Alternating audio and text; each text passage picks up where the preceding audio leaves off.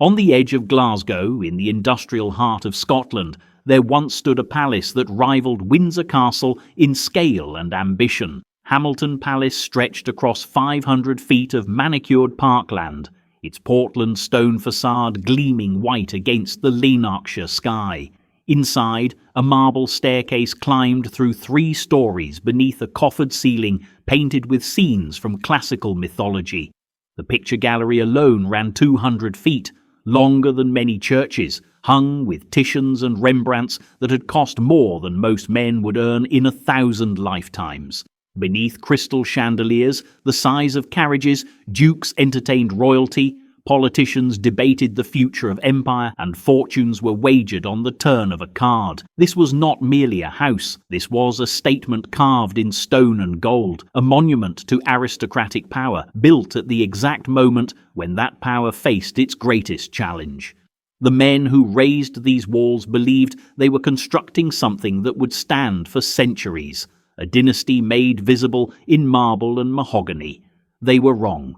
Within 80 years of its completion, Hamilton Palace would be reduced to rubble, blown apart by dynamite and carted away in trucks. The art would be scattered across auction houses from London to New York. The family would be financially ruined. The land beneath the palace, hollowed by decades of coal extraction, would collapse into voids where miners had worked in darkness. The story of Hamilton Palace is not a story of triumph. It is a story of what happens when ambition outpaces resources, when grandeur becomes a burden too heavy to carry, when the ground beneath your feet quite literally gives way. It is a story about coal and debt, about workers whose lungs turned black so that ballrooms could glitter, about a family that owned hundreds of thousands of acres yet could not afford to keep the roof from leaking. It is a story that asks uncomfortable questions about who builds monuments and who pays for them, about what survives and what is lost, about the price of beauty when that beauty rests on foundations of exploitation and denial. If you appreciate detailed investigations into Britain's lost architectural heritage and the families who created it, please engage with this content and share your thoughts on which vanished estate we should explore next. Your engagement makes these thorough historical narratives possible. Let us begin at the beginning, in a Scotland transforming under the weight of industry, empire, and the ambitions of one of its oldest and most powerful families. The Hamiltons were not new money. Their lineage stretched back to the 13th century, wound through Scottish civil wars and English invasions, tangled with royal blood on both sides of the border. By the early 19th century, the Duke of Hamilton held one of the most ancient titles in Scotland, was hereditary keeper of the royal palace of Holyrood House, and claimed descent from both Scottish kings and English nobles. The family seat sat in Lanarkshire, south of Glasgow, surrounded by tens of thousands of acres of farmland, forest, and something far more valuable, coal. Beneath the Hamilton estates lay seams of black coal, thick veins of compressed ancient forests that could be dug out, burned, and transformed into the power that drove Britain's industrial revolution. As Glasgow swelled into one of the empire's great manufacturing cities, as iron foundries and textile mills multiplied along the Clyde, the demand for coal became insatiable. The Duke of Hamilton did not need to dig the coal himself. He simply leased the mineral rights to coal companies who sent men underground, extracted the wealth, and paid the Duke royalties calculated by the ton.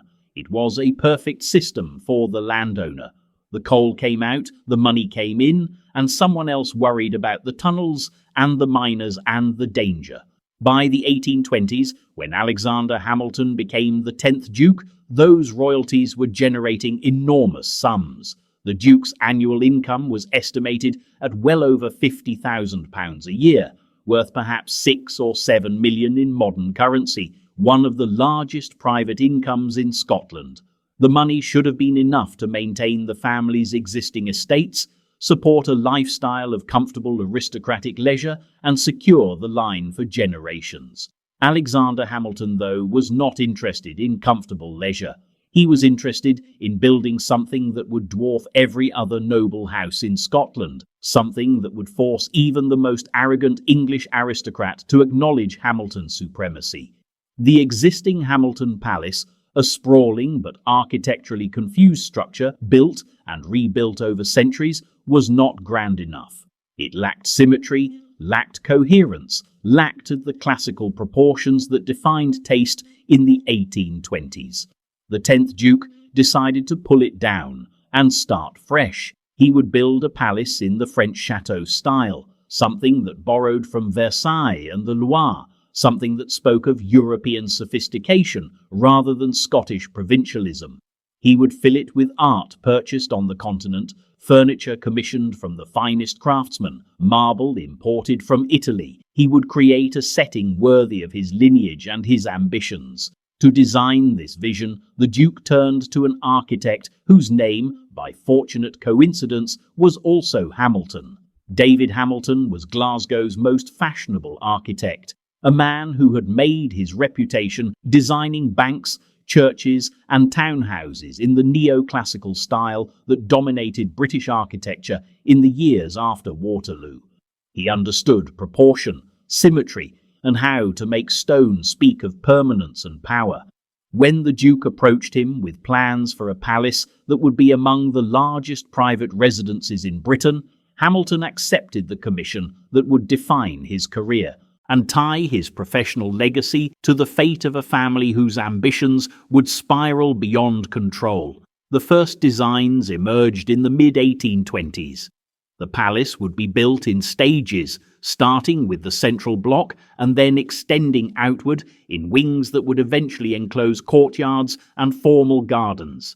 The exterior would be faced in Portland stone, that pale, creamy limestone quarried in Dorset and hauled north by ship and cart, the same stone used for St. Paul's Cathedral and the British Museum. The proportions would be classical, the ornament restrained, the overall effect one of severe elegance. Inside, the plan called for staterooms that could accommodate hundreds of guests, a picture gallery that would rival any in Britain, private apartments for the family, and all the service spaces, kitchens, sculleries, cellars, wine stores that were needed to keep a palace functioning. Construction began in earnest in the late 1820s. Stone arrived at the nearest harbour and was hauled overland by wagon.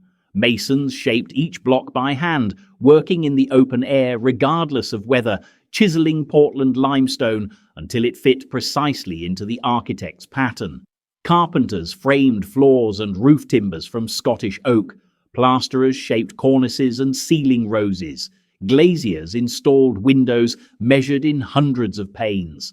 The workforce was drawn from the surrounding countryside and from Glasgow, labourers who needed wages, craftsmen who needed work. Some were skilled, some were learning on the job. All were expendable.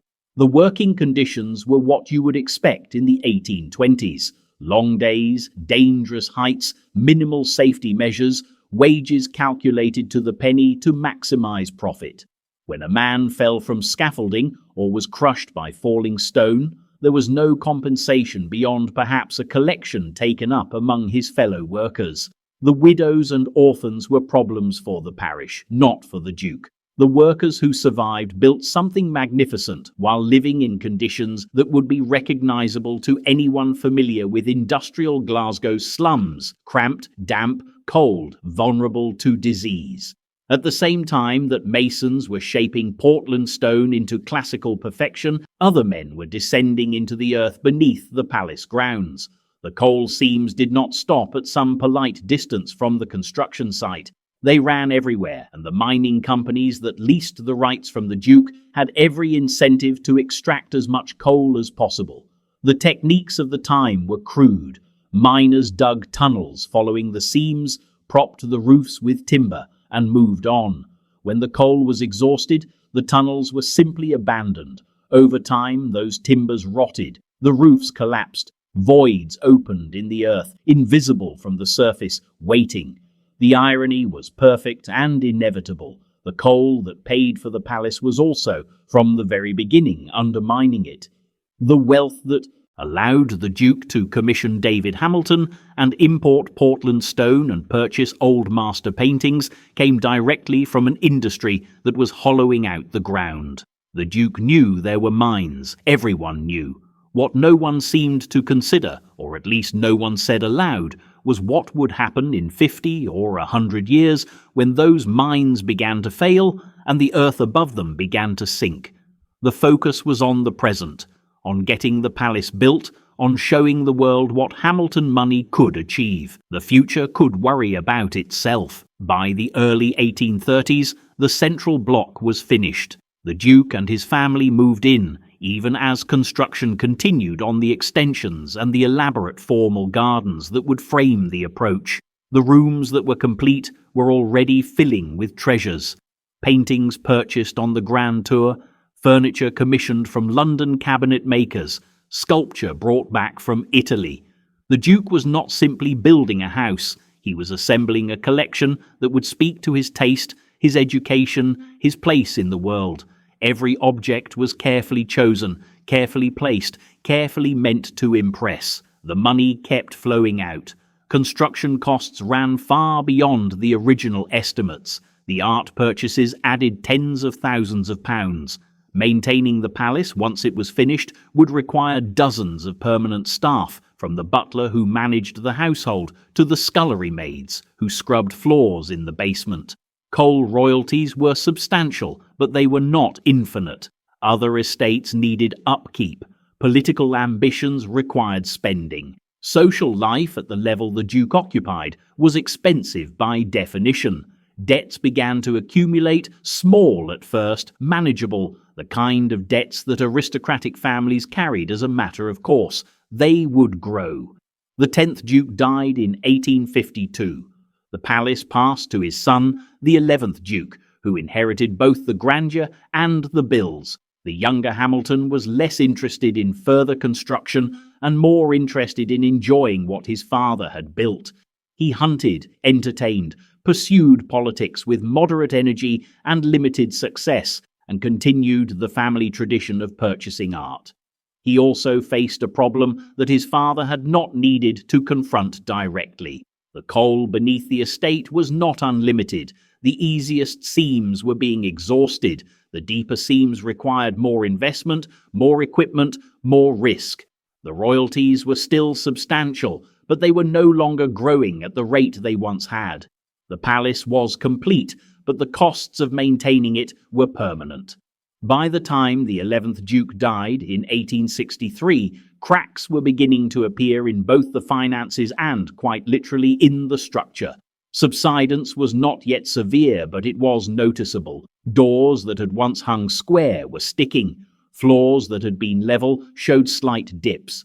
Nothing dramatic, nothing that could not be blamed on normal settling. The 12th Duke, William, inherited a palace that was 50 years old, a collection of art that was among the finest in private hands, and debts that were starting to look serious. He also inherited a landscape that was more riddled with mine tunnels than most people realized. The bill for all that grandeur was coming due, and it would be paid in subsidence, in repairs, in the slow recognition that the palace his grandfather had built was quite literally sinking. When the 12th Duke of Hamilton walked through his picture gallery in the 1870s, he passed beneath paintings that represented centuries of European genius. Titian's ermine portrait of a noblewoman, her face serene above white fur.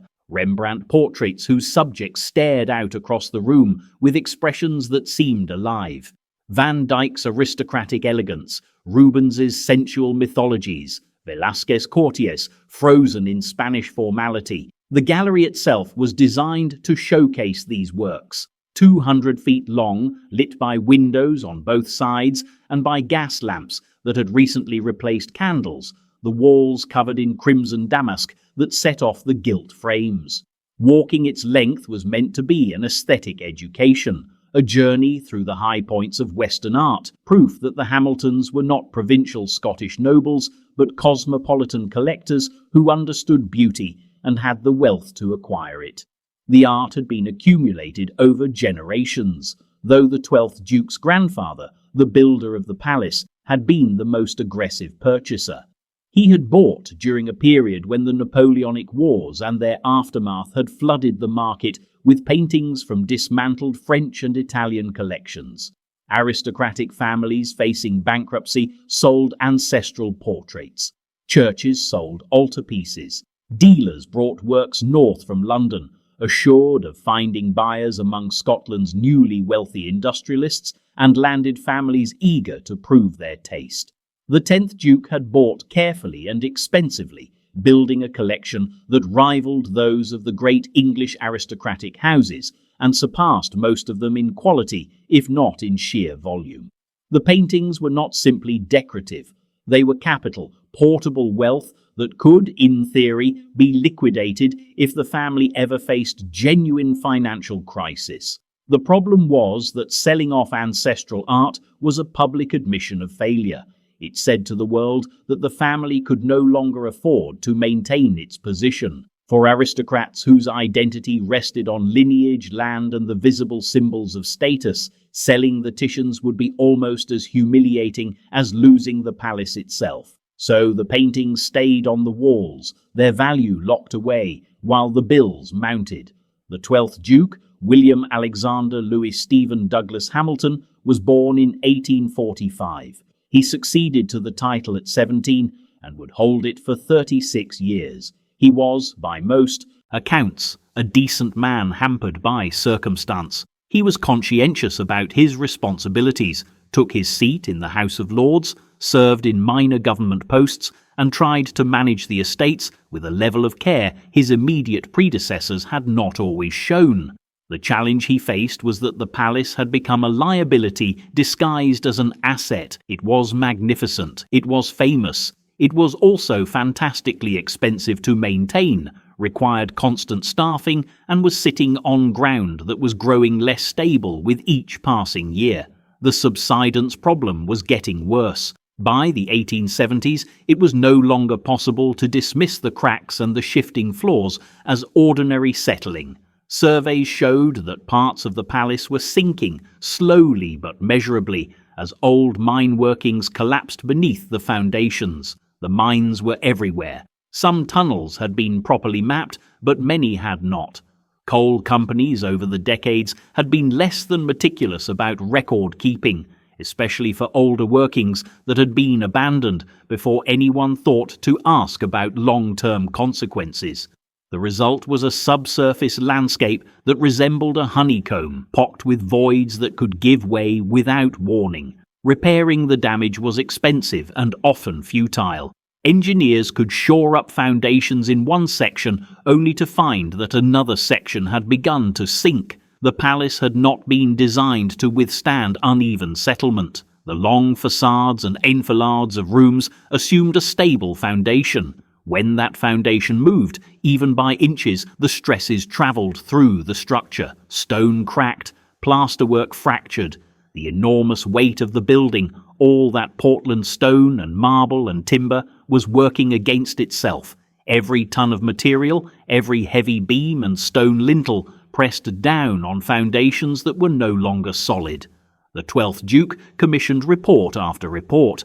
Engineers inspected the mines, or at least the ones they could find and access safely. They explained what was happening and what would happen if the subsidence continued. They proposed solutions, some practical, some absurdly expensive, none guaranteed to work. The Duke could spend tens of thousands of pounds trying to stabilise the palace, or he could begin to accept that the structure might not be salvageable in the long term. The choice was not really a choice. He could not abandon Hamilton Palace. It was the family seat, the symbol of the name, the repository of centuries of accumulated art and history. To walk away would be to admit defeat on a scale no Duke of Hamilton had ever contemplated. So the repairs began. Masons patched cracks, carpenters replaced floors, plasterers restored ceilings. The work was continuous, expensive, and never quite caught up with the damage. The palace became a battlefield in a slow war against gravity and geology. The staff, the people who actually lived and worked in the building day after day, knew the reality. They could feel the floor shifting. They heard the groans and creaks as the structure adjusted to new stresses. They saw the cracks reappear months after they had been filled. The beauty remained. The paintings still hung in the gallery. The chandeliers still glittered. But beneath the surface, the palace was failing. The financial pressure mounted. The Duke's income from coal royalties was declining. The mines were deeper now, more expensive to operate, less profitable. The agricultural rents from the estate's farms were steady, but could not cover the increasing costs of maintaining the palace. The solution, the one that aristocratic families across Britain were beginning to adopt, was to marry money. The 12th Duke's marriage to Lady Mary Montagu was a love match, but it did not bring the kind of fortune that might have stabilised the family's finances. His heir, the future 13th Duke, would need to do better. In the meantime, life at Hamilton Palace continued according to the rhythms of aristocratic society. The Duke entertained, fulfilled his social obligations, maintained the rituals that defined his class. Guests arrived from London and Edinburgh, stayed for shooting parties and country house weekends, admired the paintings and the gardens, and left without necessarily realising how precarious the entire enterprise had become. The servants knew, the estate managers knew, the Duke knew.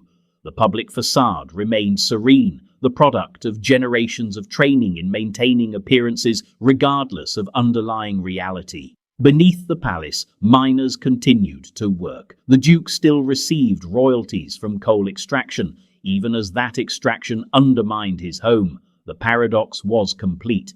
The income that was supposed to sustain the palace came from the same industry that was destroying it. Stopping the mining would have meant losing a substantial portion of the Duke's income, which would have made it even harder to afford the repairs that the mining made necessary. So the mining continued. The tunnels multiplied, and the void spread like an invisible cancer through the earth. By the 1880s, the situation was clearly unsustainable. The 12th Duke was spending more on maintenance than the estate could reasonably support. The art collection represented a fortune, but selling it would create a scandal and might not even be legal, depending on how earlier generations had structured their wills and trusts. The palace itself was physically deteriorating faster than repairs could address. The Duke faced a problem with no good solution. He could not afford to stay. He could not afford to leave. The structure that his grandfather had built to demonstrate Hamilton permanence and power had become a trap. The 12th Duke died in 1895. He had managed to hold things together through sheer determination and careful management, but he had not solved the fundamental problems. Those problems passed to his son, Alfred, the 13th Duke, who would face choices his predecessors had been able to delay. The coal was running out. The debts were mounting. The palace was sinking. Something would have to give. The question was what and how much of the family's heritage would survive the collapse. When Alfred Douglas Hamilton succeeded as the 13th Duke in 1895, he inherited a crumbling palace, a world-class art collection, and debts that ran into hundreds of thousands of pounds. He was 22 years old, had been educated at Eton and Oxford, and understood, in the way that young aristocrats of his generation understood such things, that marriage was not primarily about love. Marriage was strategy.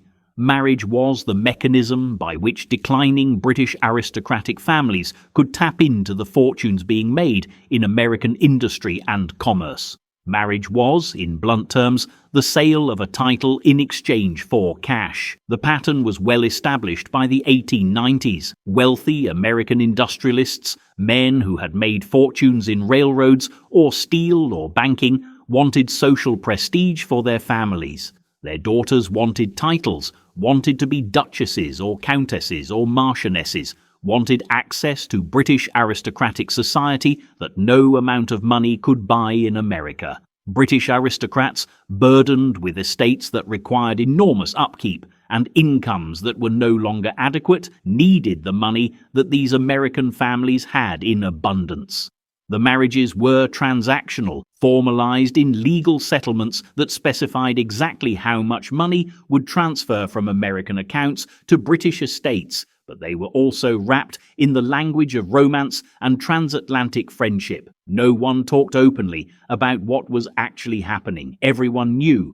Alfred Douglas Hamilton went to New York in 1897, officially for social reasons, actually to find a wife who could save Hamilton Palace. He met Nina Poor, the daughter of a wealthy American family. She was young, pretty, and came with a substantial dowry.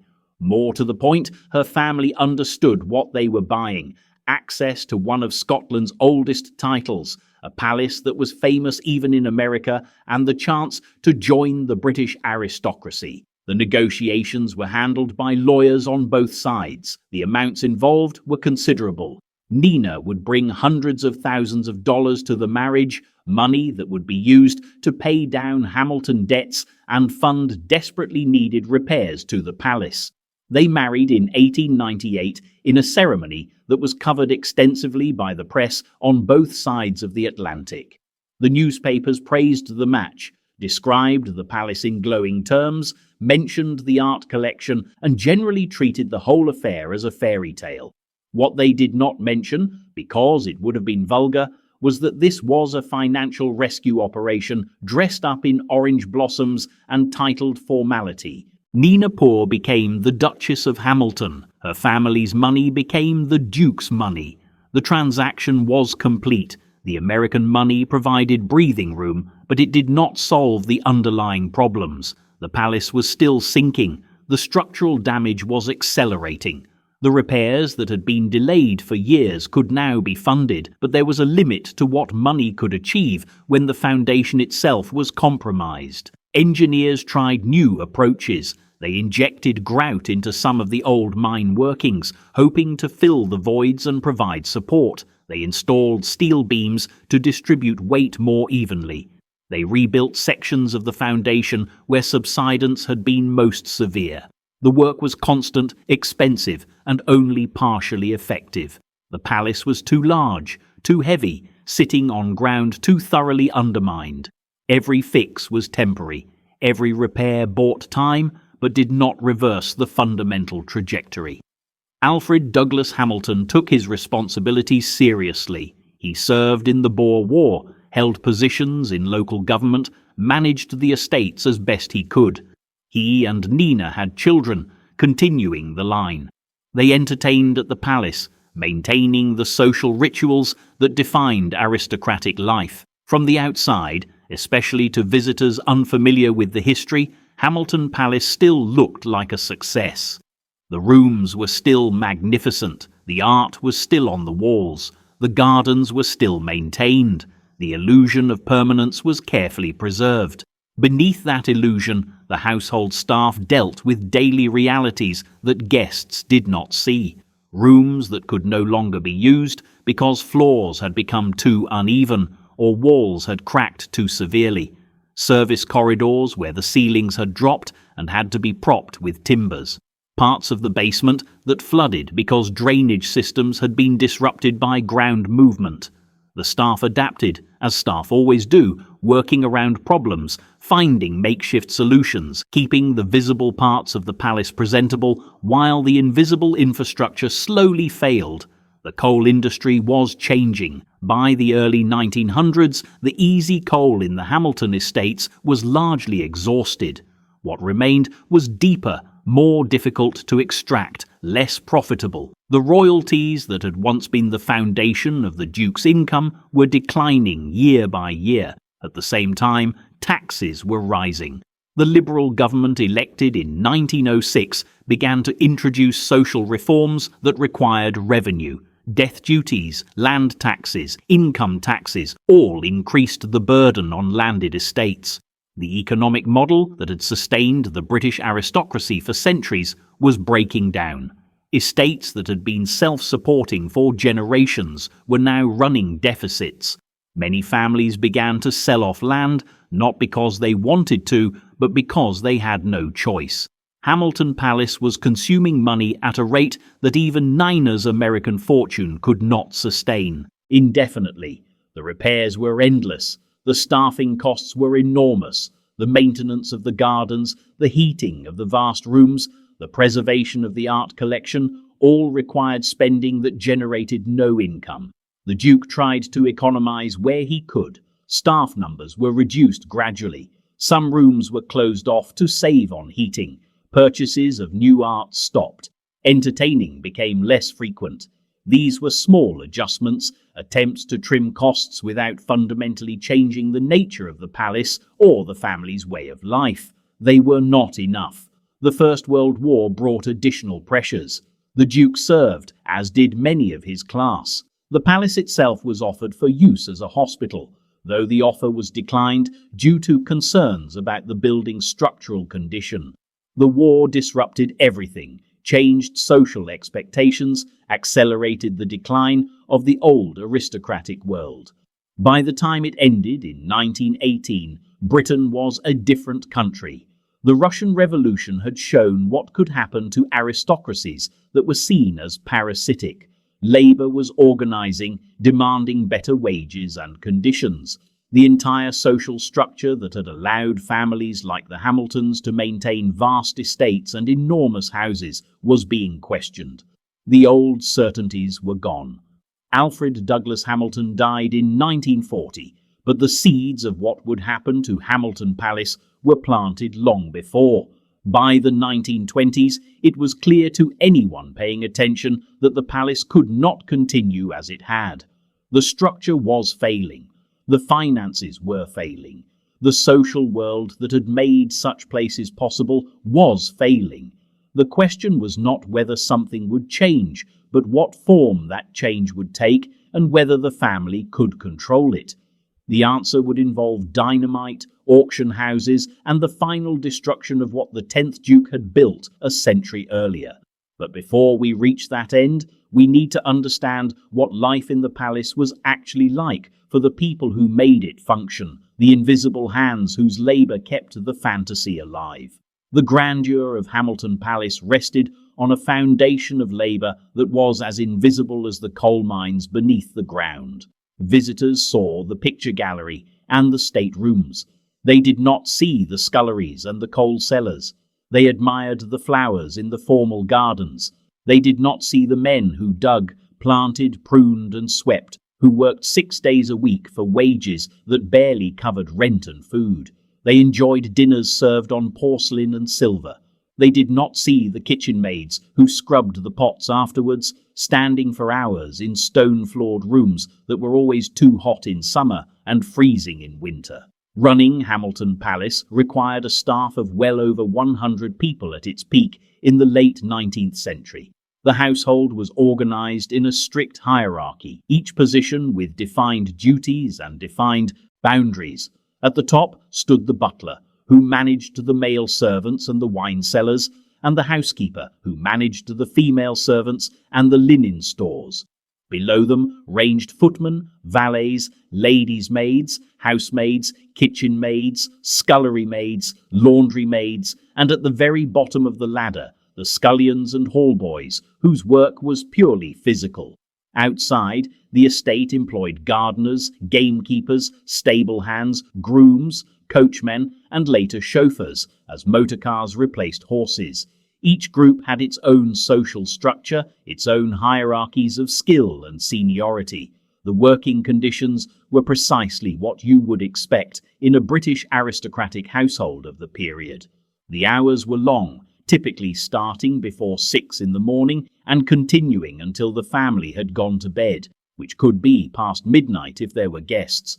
Sunday was theoretically a day of rest, but in practice, someone always needed to be working to keep the house functioning. The wages were modest, calculated to be just enough to live on, but not enough to allow for savings or independence. Female servants earned less than male servants for work that was often harder. The youngest maids earned almost nothing, their labour considered part of their training. The accommodations were Spartan. Servants slept in the attics or in separate blocks away from the main house, usually sharing rooms. The furniture was minimal, the heating non-existent. In winter, servants woke to ice on the inside of their windows and dressed in rooms where they could see their breath. The contrast with the heated, carpeted, luxuriously furnished rooms where the family lived could not have been starker. The same building housed two completely different experiences of daily life, separated by class and by the service staircases that kept the staff invisible. The work was often dangerous. Kitchen maids burned themselves on hot stoves and scalding water. Housemaids fell from ladders while cleaning high windows. Laundry maids developed respiratory problems from the constant steam and harsh chemicals. The coal cellars where fuel was stored and where fires were tended were poorly ventilated, dust-filled spaces. Injuries were common. Medical care was minimal. If a servant became too ill or too injured to work, they were dismissed. The Duke was not running a charity. The palace needed workers who could perform their duties. Those who could not were replaced. The relationship between the family and the staff was, in theory, paternalistic. The Duke and Duchess were supposed to care for their people in the way that a parent cared for children. In practice, this meant that the staff were expected to be grateful for their positions, respectful at all times, and willing to accept whatever conditions were imposed. Complaints were not welcome. Workers who caused trouble, who demanded better wages or better treatment, were let go. There was always a supply of poor people in Glasgow and the surrounding towns who needed work and who would accept whatever terms were offered. The names of most of these workers are lost.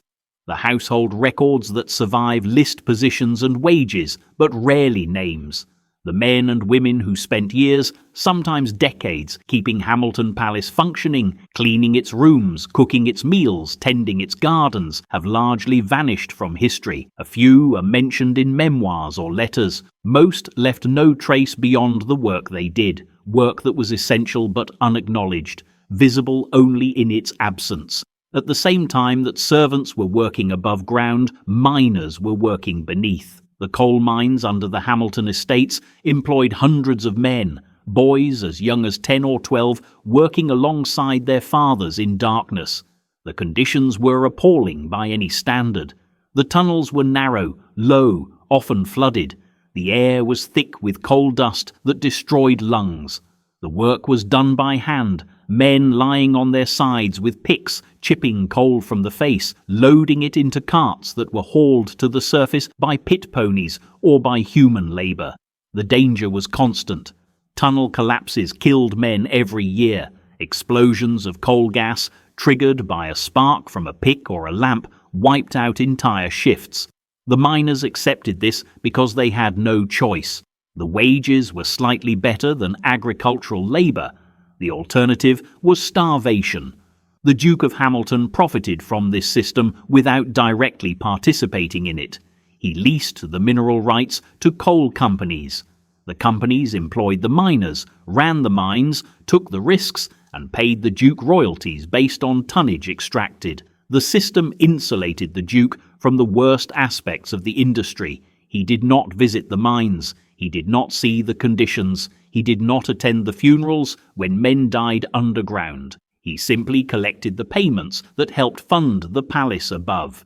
The irony, visible to anyone willing to look, was that the palace and the mines were locked in a slow mutual destruction. The coal paid for the palace. The mining of the coal destroyed the palace. The workers who extracted the wealth were poisoning their lungs and risking their lives so that the Duke could maintain a house that was sinking into the voids their labour created. The system was unsustainable economically, socially and literally in terms of physics, but it continued because everyone involved, from the Duke to the coal company managers to the miners themselves, was trapped in roles they had not chosen and could not easily escape. By the early 20th century, labour was organising. Miners, who had the leverage of being able to shut down the coal supply, began to form unions to demand better wages and safer conditions. The strikes that followed disrupted the coal industry and cut into the royalties that the Duke depended on. The relationship between capital and labour, which had been stable through the Victorian period, was breaking down. Workers were no longer willing to accept whatever terms were imposed. The aristocracy, which had ruled through a combination of tradition and economic power, was losing control. At Hamilton Palace, the staff saw the cracks literally and metaphorically. They saw the Duke struggling to pay bills. They saw rooms closed off to save money. They saw the repairs that were needed but delayed. Some left for better positions elsewhere. Others stayed because positions were scarce, and Hamilton, for all its problems, was at least a known quantity. The palace that had once been a symbol of security and permanence was becoming a place of uncertainty. The workers understood, perhaps more clearly than the family, that the situation could not last. The ground was shifting beneath everyone's feet, and when it finally gave way, the staff would have no safety net. Their livelihoods were tied to an institution that was visibly failing. The relationship between the Hamilton family and the people who served them was not one of equals. It was a relationship structured by power, money, and social class. The Duke could dismiss a servant on a whim. A servant had no recourse, no appeal, no protection beyond what custom and the Duke's sense of noblesse oblige might provide. This was the reality of aristocratic life, the part that does not appear in the paintings or the architectural histories. Behind every grand house stood an army of workers whose names are forgotten, whose lives were consumed in service to others, whose contribution was taken for granted. Hamilton Palace was no different. The palace existed because people were willing or forced by circumstance to work for wages that were barely adequate, in conditions that were often harsh, for the benefit of a family whose wealth was inherited and whose position was defended by tradition rather than by any individual merit. The question that hangs over this entire history is simple: who really paid for Hamilton Palace? The official answer is that the Duke paid, using income from his estates, including coal royalties. The real answer is more complicated. The palace was paid for by miners who went underground and did not always come back up. It was paid for by servants who worked from dawn until midnight for wages that kept them poor. It was paid for by agricultural labourers who farmed the Duke's land and paid rent that enriched him while they remained tenants.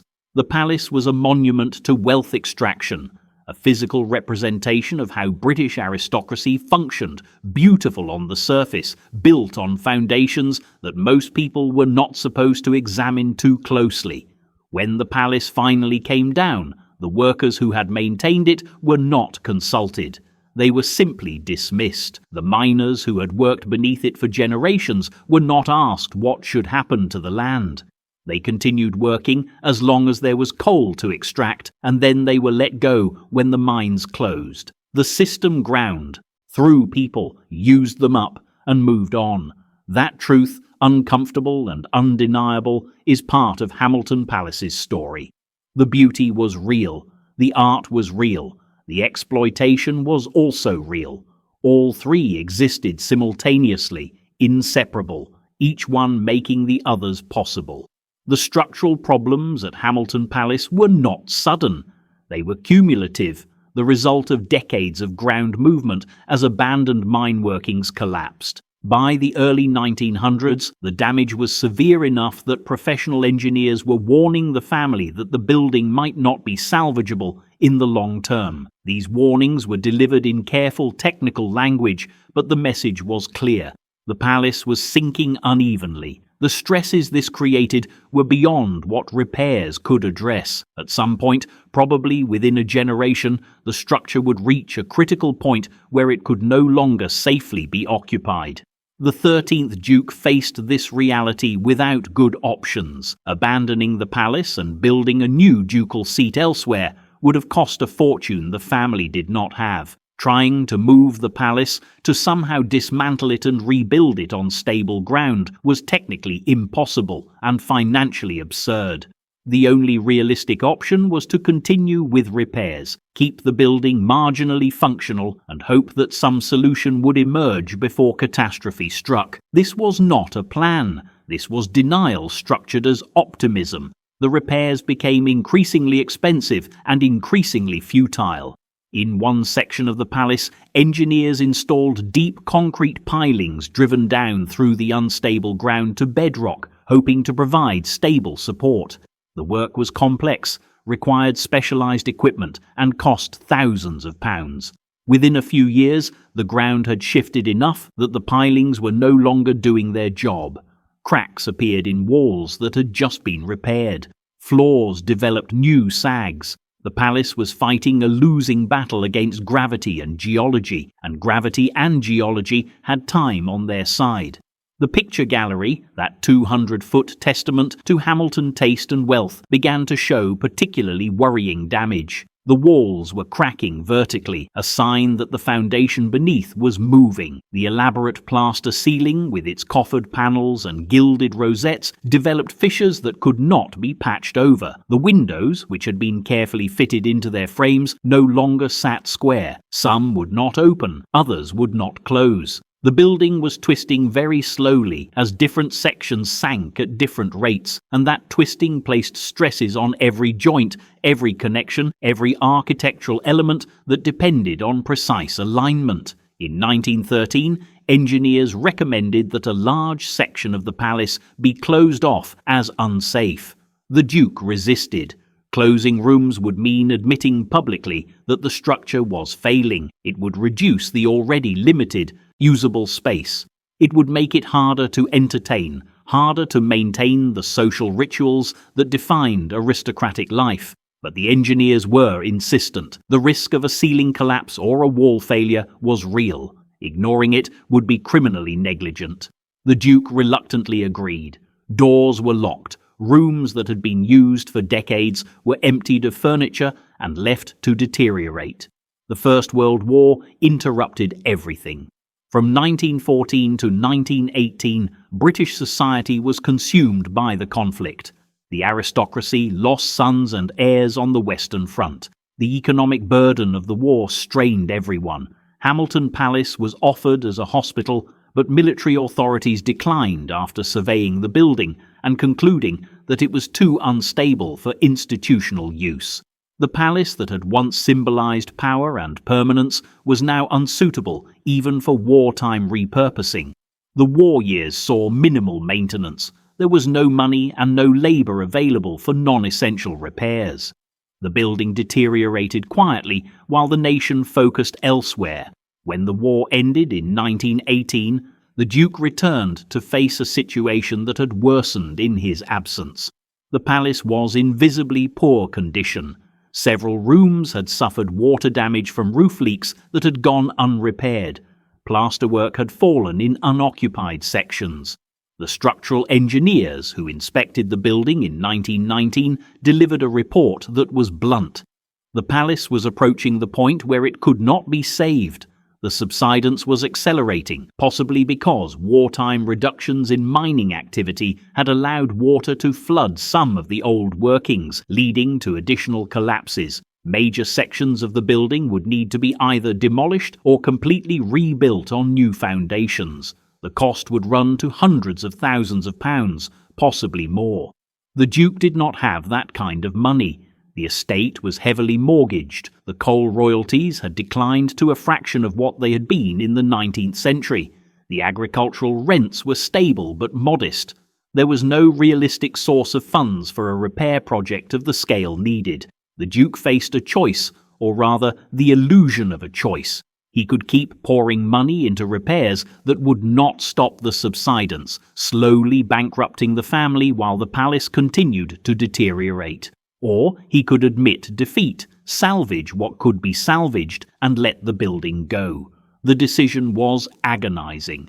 Hamilton Palace was not just a house. It was the seat of one of Scotland's oldest families, a structure that had stood for nearly a century, a symbol of everything the family represented.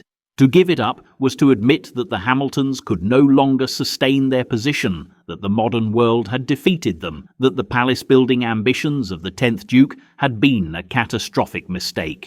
For several years, the Duke tried to hold on. He continued to live in the palace, occupying the sections that were still safe.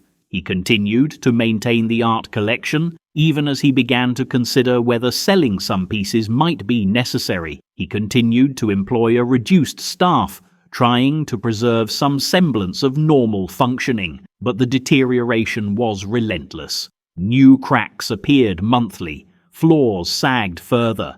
The roof developed leaks that could not be permanently fixed because the entire structure was moving. Walking through the palace in the early 1920s was like walking through a dying organism, something that was slowly shutting down system by system, room by room. The decision, when it finally came, was not dramatic. It was bureaucratic, almost anticlimactic. In 1919, the Duke commissioned a final structural survey. The engineers spent weeks examining the building, taking measurements, assessing the damage. Their report, delivered in 1920, concluded that the palace was beyond saving. Continuing to occupy it was dangerous. The responsible course was to evacuate, remove the contents, and demolish the structure before it collapsed on its own. The engineers estimated that within 5 to 10 years, parts of the palace would fail catastrophically. The recommendation was clear: get out now, while the removal of the art and furniture could still be done safely. The Duke accepted the inevitable. In 1920, Hamilton Palace was formally closed. The remaining staff were dismissed, most without significant severance. The furniture was catalogued and moved to other Hamilton properties or sold. The art, the Titians and Rembrandts and Van Dycks that had hung in the picture gallery, was sent to storage or to auction houses. Rooms that had been occupied by generations of Hamiltons were emptied, stripped of everything valuable or movable, and abandoned. The palace, which had been alive with activity for nearly a century, fell silent. The demolition contract was awarded in 1921. The firm hired to carry out the work brought in teams of labourers, explosives experts, and heavy equipment. The plan was to bring the palace down in stages, starting with the sections most damaged by subsidence and working inward. The process would take months, possibly more than a year. The Duke did not stay to watch. He moved to another Hamilton property, leaving behind the structure his grandfather had built, the dream that had consumed family resources for generations, the palace that had defined what it meant to be Duke of Hamilton. The demolition began in the summer of 1921. Workers moved through the empty rooms, removing anything of value that had been overlooked. Lead was stripped from the roof. Copper gutters were taken down. The elaborate woodwork, some of it carved by craftsmen who had been dead for decades, was ripped out and sold for salvage. The Portland stone facing, the material that had been hauled from Dorset a century earlier, was carefully removed and sold for reuse. The building was being eaten alive piece by piece, reduced to components that had market value and waste that could be carted away. Then came the explosives. The engineers who had warned about subsidence now marked the points where charges should be placed to bring the structure down safely. The work required precision. A building the size of Hamilton Palace could not simply be blown up.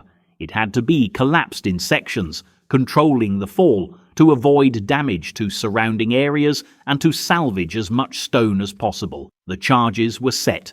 The workers cleared the area. The fuses were lit, and one summer afternoon in 1921, a series of explosions tore through the central block of Hamilton Palace. The sound carried for miles. People in Glasgow, more than 10 miles away, heard the detonations. A cloud of dust rose above the site, visible across Lanarkshire. When the dust settled, the central section of the palace, including the state rooms and the picture gallery, was a heap of rubble. The walls had come down, the floors had collapsed into the basement, and the structure that had taken years to build was destroyed in seconds. Over the following months, additional controlled demolitions brought down the rest of the palace. The wings, the service blocks, the structures that had once housed the army of servants, all came tumbling down. By early 1922, nothing was left standing. The site was levelled, the rubble carted away, and the ground, riddled with voids from the mines, was left empty. The Duke salvaged what he could from the wreckage. Some architectural elements, fireplaces and carved panels and decorative features, were removed and installed in other properties. The art had already been sold or stored elsewhere. The furniture was dispersed. What remained of the Hamilton collection ended up in museums, auction houses, and private collections around the world. The palace that had been built to keep everything together, to showcase Hamilton wealth and taste in one magnificent setting, was scattered across continents. The dream of permanence that the 10th Duke had pursued lasted less than a century. The coal that paid for the palace destroyed it. The ambition that drove its construction was defeated by geology and economics and the grinding reality that grandeur, no matter how beautiful, cannot survive when its foundations are unsound. The art collection assembled by generations of Hamiltons did not vanish when the palace came down. It entered the market piece by extraordinary piece in a series of auctions that stretched across the 1920s and attracted collectors and museums from around the world. The sales were both a financial necessity and a public humiliation. For a family that had prided itself on cultural stewardship, on assembling one of Britain's great private collections, the dispersal was an admission that they could no longer afford to keep what earlier generations had purchased. The beauty that had been meant to stay with the family forever was being sold to the highest bidder. The first major sale took place in London in 1919, before the final decision to demolish the palace had been made public. The Duke, facing mounting debts and the staggering costs of the structural repairs that were clearly futile, decided to test the market. A selection of paintings, carefully chosen to be significant but not the absolute crown jewels of the collection, went to Christie's auction house. The sale attracted attention. Collectors knew the Hamilton collection's reputation. The bidding was competitive. Several paintings sold for substantial sums. The proceeds helped pay down some of the family's debts, but they also opened the door to further sales. Over the next several years, more and more of the collection went under the hammer. The Duke sold not because he wanted to, but because he had no alternative. The palace was gone. The income from the estates was insufficient to cover the family's obligations. The coal royalties had declined to almost nothing as the mines under the Hamilton lands closed or reduced production. The agricultural economy was depressed in the post-war years. There was no money coming in at the rate needed to maintain an aristocratic lifestyle, let alone to pay off accumulated debts. The art, which represented centuries of careful acquisition, was the family's remaining liquid asset. It had to be liquidated. Some of the most important pieces went to American collectors. The Gilded Age fortunes that had been made in railroads and steel were now being spent on European art. American museums, eager to build collections that could rival the great European institutions, competed aggressively for old masters. The Metropolitan Museum of Art in New York acquired several Hamilton paintings. The Frick collection purchased others. Private collectors, many of them the same families whose daughters had married British aristocrats in the previous generation, bought pieces to display in their own palatial homes. The art that had hung in Hamilton Palace, that had been meant to demonstrate the family's cultural sophistication, ended up in America, the country whose money had briefly postponed but not prevented the family's financial collapse. Other pieces stayed in Britain but left private hands. The National Gallery in London acquired paintings that were considered too important to lose to foreign buyers. The National Gallery of Scotland, which had a particular interest in works connected to Scottish families, purchased several. Regional museums across Britain bought or received as donations pieces from the Hamilton collection. The dispersal was complete. The collection that had been assembled to stay together, to be viewed as a whole in the context of the palace it adorned, was scattered across continents and institutions. Future generations would never be able to experience it as the Hamiltons had intended. The furniture followed a similar path. The elaborate carved pieces, some of them commissioned specifically for the palace, were sold at auction. London dealers bought pieces for resale. American collectors purchased sets of chairs and tables. Some furniture ended up in other aristocratic homes. Families who saw an opportunity to acquire high-quality pieces at reasonable prices The domestic objects, the china and silver and linens that had been used in the palace's daily life, were sold in bulk lots to dealers who specialized in estate sales. Nothing was kept together. The Duke retained some personal items and a few pieces with particular family significance, but the vast majority of the palace's contents simply disappeared into the market. The library, which had contained thousands of volumes including rare first editions and illuminated manuscripts, was sold in 1923 in a specialized auction that attracted book dealers and collectors from across Europe. The sale lasted several days, lot after lot of leather-bound volumes that had been shelved in the palace's library. Some were historically significant, others were simply the accumulated reading of generations, books purchased because they were fashionable or because they looked impressive on the shelves. The prices varied wildly. A Shakespeare First Folio brought a substantial sum. Common volumes of Victorian sermons sold for pennies. The library, like the art collection and the furniture, was dispersed. Future scholars who wanted to study what the Hamiltons had owned would have to track down volumes in a dozen different collections and institutions. The demolition of the palace itself produced its own small industry.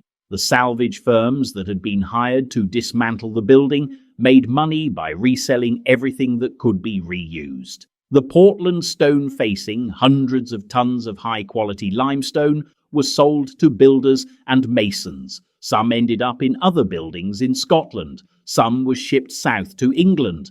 The carved stonework, the decorative elements that had been shaped by hand a century earlier, was broken up and sold by the piece or crushed for aggregate. The roof timbers, massive oak beams that had been installed in the 1820s and 1830s, were salvaged and reused in barn construction and rural buildings. The roof lead, valuable even as scrap, was melted down and sold by weight. The palace, that had cost the equivalent of tens of millions of pounds to build, was sold off for a fraction of that. The salvage value, the actual money recovered from selling the stone and timber and metal, was measured in thousands of pounds, not millions. The difference represented the destruction of something irreplaceable, the erasure of a structure that could not be recreated because the knowledge and the craftsmanship and the social conditions that had made it possible no longer existed. The demolition was efficient. It was thorough. It was final. By the mid-1920s, if you had not seen Hamilton Palace when it was intact, you would never have the chance. The photographs that survived, the written descriptions, the memories of people who had visited were all that remained. The Duke of Hamilton continued to hold his title and to live in other family properties, but the loss of the palace fundamentally changed what it meant to be Duke. Previous generations had derived their identity, in part, from the physical reality of the palace, from being able to point to a structure that rivaled royal residences in scale and ambition. The 13th Duke could not do that. He was a duke without a palace, the head of a family that had been forced by circumstance to abandon its most visible symbol of status. The humiliation was not discussed openly, but it was felt. Other aristocratic families, many of them facing their own financial difficulties in the post-war years, understood what the demolition represented. It was a warning. If the Hamiltons, one of Scotland's oldest and wealthiest families, could lose their seat, then no one was safe. The sale of the art collection and the demolition of the palace did not solve the family's financial problems permanently. The money raised paid off debts, but it did not create a sustainable income stream. The Duke still had to maintain other properties, still had to fulfill social obligations, still had to manage estates that were no longer generating the revenues they once had. The sale of the art had been a one-time windfall. Once it was spent, the underlying issues remained. The family would continue to struggle financially through the 20th century, selling off additional land and assets, adapting to a world where aristocratic titles no longer came with guaranteed wealth and power. The demolition also erased the physical evidence of subsidence. Once the palace was gone, there was nothing left to sink, nothing left to crack and shift, as the old mine workings collapsed. The ground continued to settle, as it does to this day, but without a structure on top of it, the settling no longer mattered. The coal companies that had mined beneath the palace continued operating for several more decades, extracting what was left, employing workers under conditions that were slightly better than in the 19th century, but still dangerous and poorly paid. The mines eventually closed, as British coal declined in the face of cheaper foreign imports and environmental regulations. The land was left pockmarked with abandoned shafts and unstable ground, a legacy of an industry that had enriched a few and destroyed much. Visitors to the site today will find nothing. The palace is gone, the gardens are gone, the approach roads have been reconfigured, housing estates and commercial development have covered parts of the former Hamilton lands. There is a monument, a small plaque, that marks where the palace once stood, but it conveys nothing of the scale, nothing of the ambition, nothing of the tragedy. To understand what was lost, you have to look at the photographs, read the descriptions, study the auction catalogues, and imagine a structure that was never photographed comprehensively, never fully documented, never preserved in the way that we now preserve important buildings. Hamilton Palace exists now only in fragments, pieces scattered across the world, memories fading as the people who saw it pass away, a cautionary tale about ambition and geology and the limits of wealth. When we talk about the demolition of Hamilton Palace, the language tends to focus on architecture, on art collections, on the Duke's financial difficulties, on subsidence and engineering failures. These are important parts of the story, but they are not the only parts. Behind every stone of that palace stood human lives, people whose labour made it possible, whose wages kept them trapped in poverty, whose health was sacrificed so that aristocratic grandeur could exist. The real cost of Hamilton Palace was not measured in pounds sterling or in the market value of Titian paintings. It was measured in shortened lives, in children who went to work in mines instead of to school, in servants who aged prematurely from overwork, in families whose poverty subsidized the luxury of a single family at the top. Consider the miners. From the 1820s through the early 20th century, thousands of men and boys went underground in the mines beneath the Hamilton estates. The work destroyed them. Coal dust filled their lungs, causing a disease that miners called black lung, that doctors called pneumoconiosis, and that killed slowly over years or decades. Men in their 40s, who should have been in their prime, were invalids, struggling to breathe, coughing up black phlegm, incapable of work. The medical profession of the time understood the cause, but no one did anything about it. Improving ventilation in the mines would have cost money. Providing compensation to sick miners would have cost money. It was cheaper to let men die and replace them with the next generation. Accidents killed more quickly, but no less certainly. Tunnel collapses buried men alive. Explosions from coal gas, ignited by a careless spark, incinerated entire shifts. Flooding trapped workers in sections of the mine where they drowned in darkness. Every mining community had widows and orphans, families that had lost fathers and sons to the pits. The Duke was insulated from this tragedy. He received reports of accidents, numbers on a page. He did not attend the funerals. He did not see the poverty that followed when the family wage earner was gone. He collected his royalties and the mining continued. The servants at Hamilton Palace had safer work than the miners, but their lives were still constrained and difficult in ways that are easy to overlook. A housemaid who started work at age 14, as many did, could expect to work 6 days a week, 10 to 14 hours a day, for wages that left almost nothing after food and lodging were deducted. She would share a room with other maids, sleep on a narrow bed, and own almost nothing beyond a few changes of clothes. She would have no real privacy, No freedom to come and go as she pleased, no prospect of marriage unless she left service, because married women were not employed as live-in servants. She might work at Hamilton Palace for 10 or 15 years, then leave in her late 20s or early 30s to marry a labourer or a tradesman, taking with her no savings, no education beyond basic literacy, no skills beyond cleaning and serving. Her entire youth would have been consumed in service to a family that would not remember her name a year after she left. The Duke and his family were not deliberately cruel. They were simply acting according to the norms of their class and time. Aristocrats genuinely believed, that their wealth and position were natural, even divinely ordained. They believed that the people who served them were different, less capable of refined feeling, less deserving of comfort and leisure. These beliefs were convenient. They allowed the Duke to live surrounded by luxury while paying his servants barely enough to survive. They allowed him to collect coal royalties without thinking too carefully about the men dying in darkness.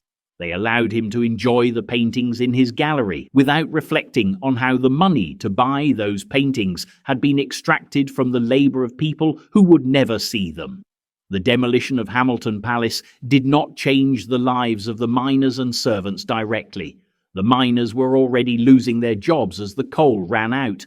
The servants were dismissed when the palace closed, forced to find work elsewhere or to return to families that often could not afford to support them. The Duke's financial difficulties did not create an opportunity for the working class. The money from the sale of the art and the salvage of the building did not trickle down to the people whose labour had created the wealth in the first place. The collapse of the palace was simply the end of one chapter in a long history of inequality. The lesson that should have been learned from Hamilton Palace was clear. You cannot build sustainability on exploitation. A structure that depends on paying workers as little as possible, on extracting resources without regard for long-term consequences, on maintaining vast inequality between the people at the top and everyone else, is a structure that will eventually fail. The subsidence was a physical manifestation of this truth. The palace sank because the ground beneath it had been hollowed out. The family's finances collapsed because the system that sustained them was unsustainable. The whole edifice, the aristocratic lifestyle, the grand house, the art collection, was built on foundations that could not hold. But that lesson was not learned, or at least not learned by the people who most needed to learn it. The British aristocracy, facing similar financial pressures across the country in the early 20th century, did not respond by fundamentally rethinking their relationship to wealth and labour. They responded by selling off assets, by marrying American heiresses, by opening their houses to tourists, by doing whatever was necessary to preserve their position. Some succeeded, others failed. But the system that allowed a tiny minority to control vast wealth while the majority struggled continued, adapting to new conditions but never fundamentally changing. The workers who had served Hamilton Palace, who had mined the coal, who had cleaned the rooms and cooked the meals and tended the gardens, gained nothing from its destruction. The demolition created temporary work for labourers who dismantled the building, but that work lasted only months. Once the palace was gone, they returned to whatever employment they could find, usually poorly paid, often precarious. The broader labour movement, which was growing stronger in the 1920s, would eventually win better wages and conditions for workers, but those victories came from strikes and organising, from collective action that challenged the power of employers, not from the goodwill of aristocrats who had lost their palaces. The story of Hamilton Palace is often told as a story of architectural loss, of a building destroyed by subsidence, of a family brought low by debt. Those things are true, but they are not the most important truth. The most important truth is that Hamilton Palace was built by people who were systematically exploited, maintained by people who were paid as little as possible, and destroyed when it was no longer economically viable to maintain. The real tragedy is not that the building came down. The real tragedy is that the system that made the building possible, the system of exploitation and inequality, continued long after the rubble was carted away. The Duke lost his palace. The miners kept dying in pits. The servants kept working for wages that barely covered rent. The structure changed. The power relations did not. If Hamilton Palace teaches us anything, it should be this: beauty that rests on exploitation is fragile. Grandeur that depends on keeping other people poor will not last. The foundations matter. If they are unsound, if they are built on injustice, then no matter how impressive the structure above them appears, it will eventually fail. The subsidence was literal. The moral subsidence had been happening from the moment the first stone was laid. The building came down in 1921. The broader system of inequality that made it possible is still being dismantled slowly, painfully, against resistance from those who benefit from it. That work is not finished. Hamilton Palace is gone. The questions it raises remain. The demolition of Hamilton Palace in 1921 should have been a scandal, a national outcry over the loss of one of Britain's great houses. It was not. The press covered the story, but mostly as a business matter, a practical decision by a family facing insolvable structural problems. There was some regret expressed about the loss of the art collection to foreign buyers, some hand-wringing about American museums acquiring British cultural heritage, but no sustained debate about what the demolition represented. In part, this was because the early 1920s were a period of upheaval. Britain was recovering from the First World War, dealing with Irish independence, facing economic recession and labour unrest. The fate of one aristocratic house, no matter how grand, seemed less pressing than the broader crises facing the nation. In part too, the muted response reflected changing attitudes. The British public, at least the portion of it that read newspapers and had opinions about such things, was less sympathetic to aristocratic woes than it had been in the Victorian period. The war had demonstrated that the aristocracy's claims to superior leadership were questionable. The casualty lists had included plenty of lords and honourables, but they had also included millions of ordinary men who had fought and died without titles or estates. The sense that the aristocracy deserved special consideration was fading. When the Duke of Hamilton lost his palace, many people felt that this was simply a recognition of economic reality. If the Duke could not afford to maintain the place, then it should come down. No one owed him the money to keep it standing. The memory of Hamilton Palace faded quickly. By the 1930s, people who had visited the palace were already rare. Photographs existed, but they were mostly static architectural shots that conveyed little of what it was like to move through the spaces. There were no films, no detailed documentaries, no comprehensive records of the interiors. Memories depended on people who had been there, and those people were aging and dying. Within a generation, Hamilton Palace existed primarily in written descriptions and in the art and furniture that had been dispersed. The building itself was gone, and with it went the ability to experience the scale and the ambition firsthand. This erasure was not accidental. The Duke and his family had little interest in dwelling on the loss. The palace had been a source of pride, then a burden, then a humiliation. Its destruction was something to move past, not to commemorate. The family retained other properties, smaller and more manageable, and continued to participate in Scottish public life. They did not erect monuments to the palace or campaign for its memory to be preserved. The message, implicit but clear, was that the subject was closed. Hamilton Palace was in the past.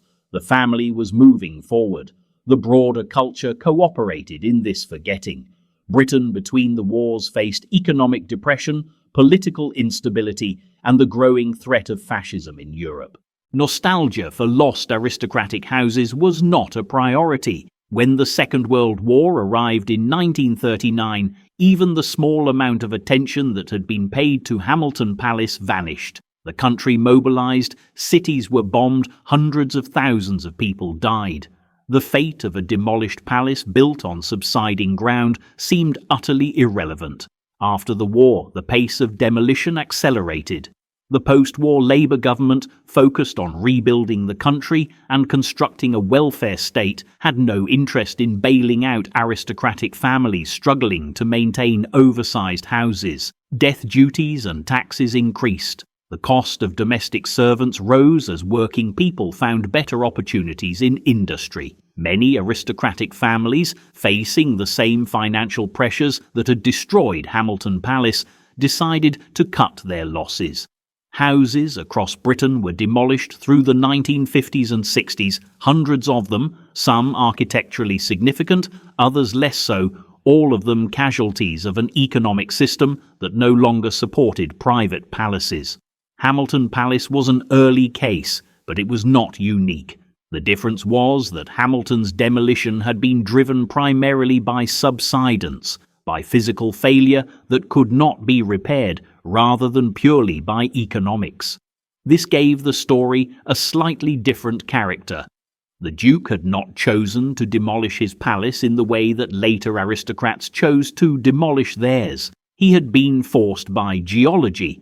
This distinction mattered to the family. It allowed them to frame the loss as a tragedy of circumstances beyond their control, rather than as a failure of management or a sign that their way of life was unsustainable.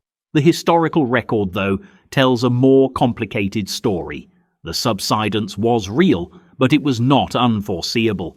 The mining beneath the estate had been going on for decades. The risks of subsidence from coal extraction were understood by engineers even in the early 19th century.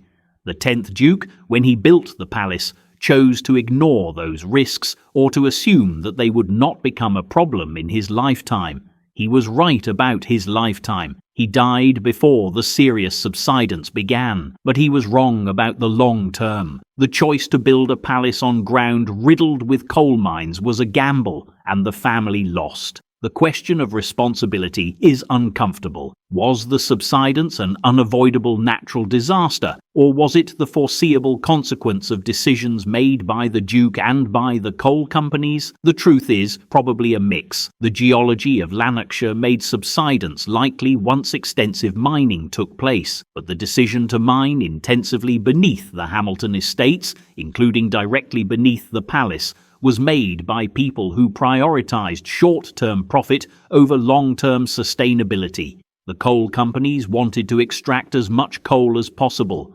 The Duke wanted the royalty income. Neither party had strong incentives to limit mining in ways that would have protected the palace. The subsidence, when it came, was both predictable and ignored until it was too late. The legacy of Hamilton Palace is contested. Architectural historians see it as a significant loss, an example of a grand early 19th century aristocratic house that would have been worth preserving. They point to the quality of David Hamilton's design, to the art collection that was dispersed, to the craftsmanship of the interiors. They argue that with modern engineering, the subsidence could have been addressed, the structure stabilized, the palace saved. This is speculative. The subsidence was severe, the damage extensive, and the cost of repairs would have been astronomical, even by modern standards. But the argument reflects a broader sense of regret about the demolitions that swept Britain in the 20th century, the destruction of buildings that represented important chapters in architectural and social history. Others see Hamilton Palace as a symbol of excess, of an aristocratic culture that consumed resources without creating value, that extracted wealth from workers and the land and used that wealth to build monuments to individual vanity. In this reading, the demolition is not a tragedy but a kind of justice. The palace fell because it was built on unsound foundations, both literally and morally. The system that made it possible was exploitative and unsustainable. The building's destruction was the natural consequence of those choices.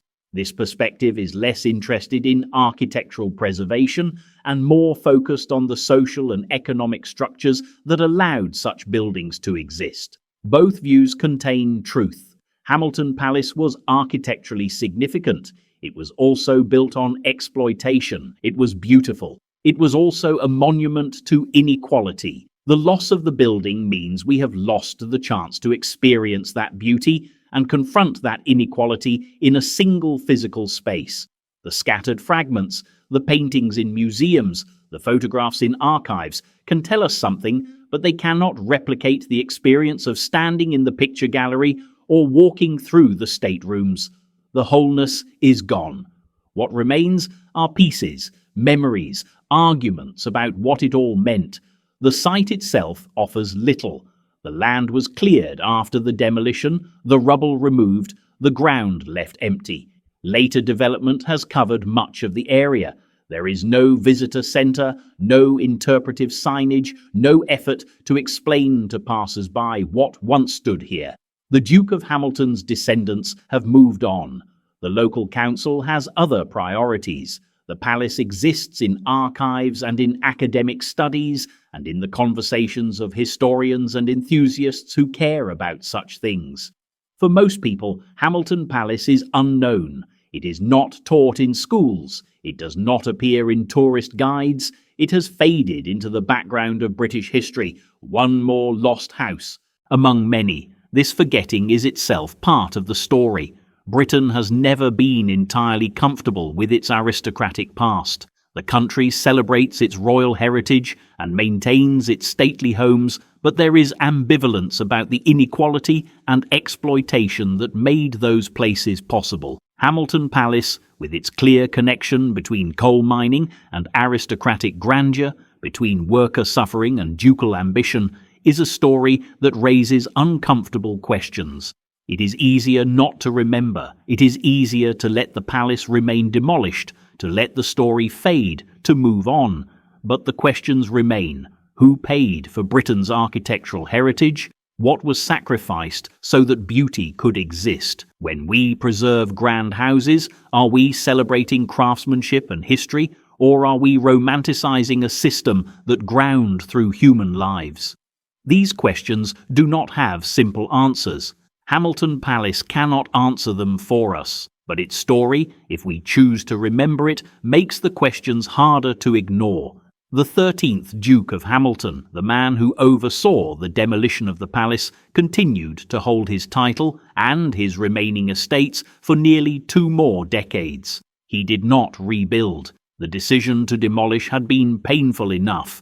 The idea of starting again, of pouring money into a new ducal seat when the old one had been such a spectacular failure, was unthinkable.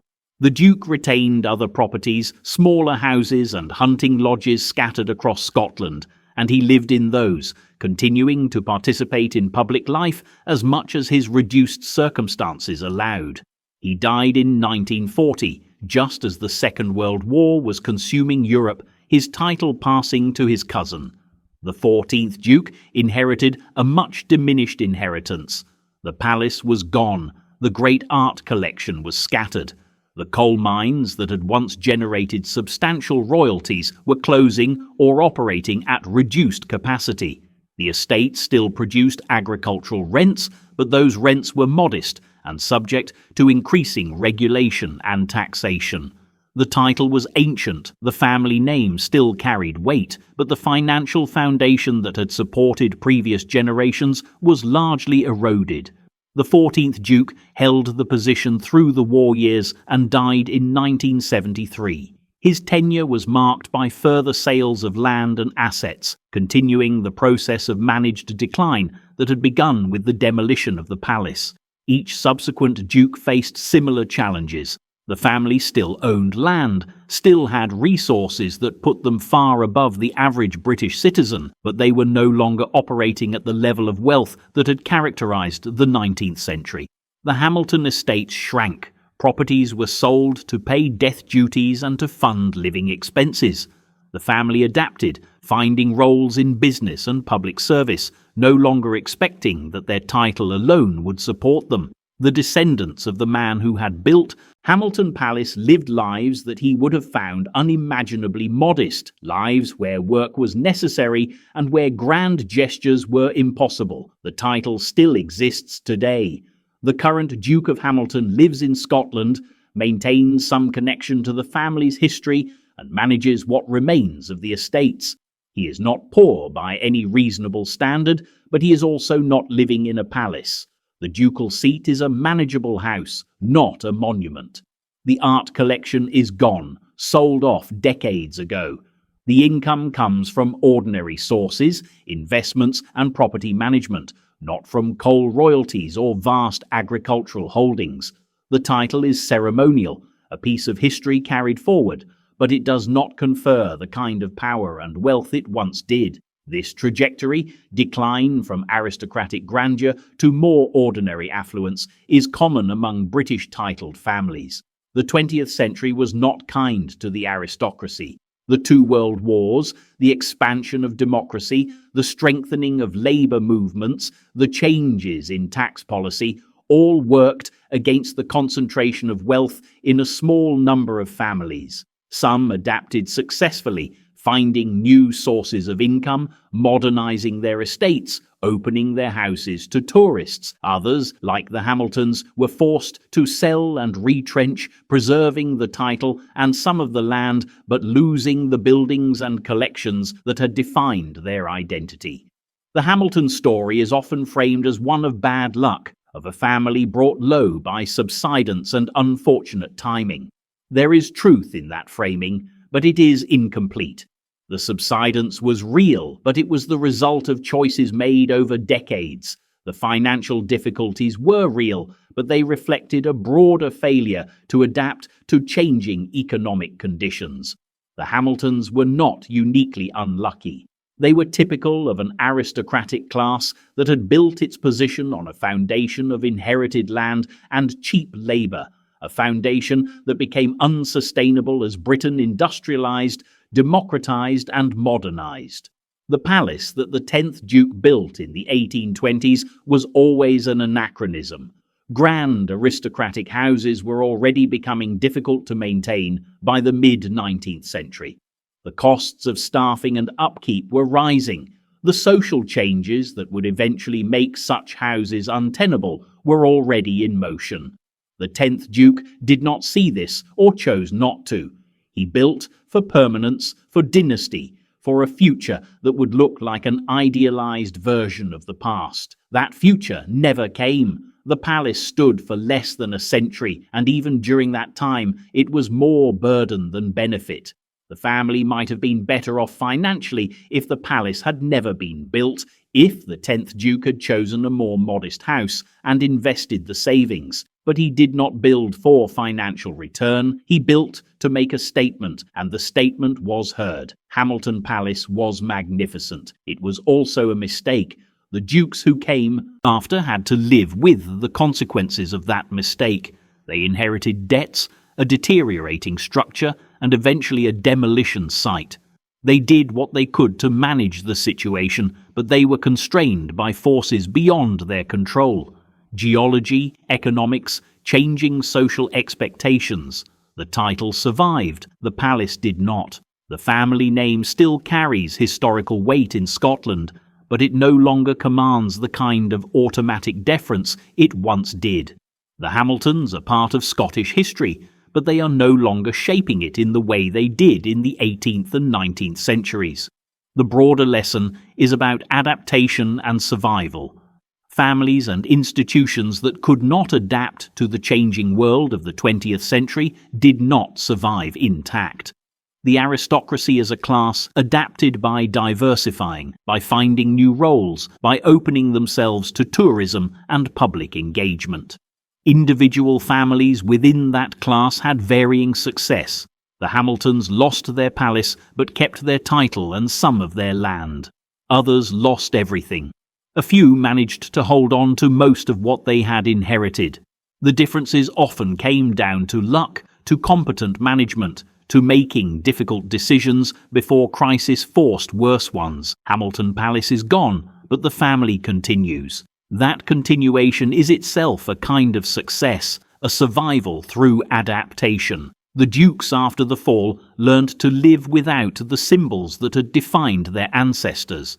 They learned to function in a world where titles were respected but not revered, where wealth had to be earned or carefully managed rather than simply inherited and assumed. They learned, as their class had to learn, that the world they had been born into was not permanent, that change was coming whether they welcomed it or not, and that survival meant accepting realities that previous generations would have found intolerable. The story of Hamilton Palace is often told as ending in 1921, with the dynamite and the rubble and the auctions, but the story continues in the lives of the dukes who came after, in their accommodation with a new world, in their attempts to preserve something of their heritage while acknowledging that the past could not be recreated. That ongoing story is less dramatic than the demolition, but it is perhaps more human.